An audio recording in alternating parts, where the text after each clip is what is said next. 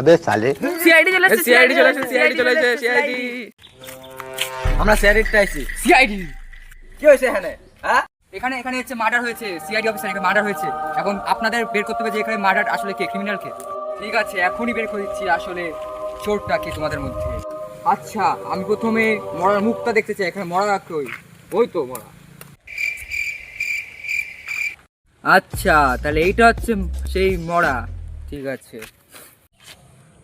হে লাশ, কথা বলিস না কেন তুই? হ্যাঁ,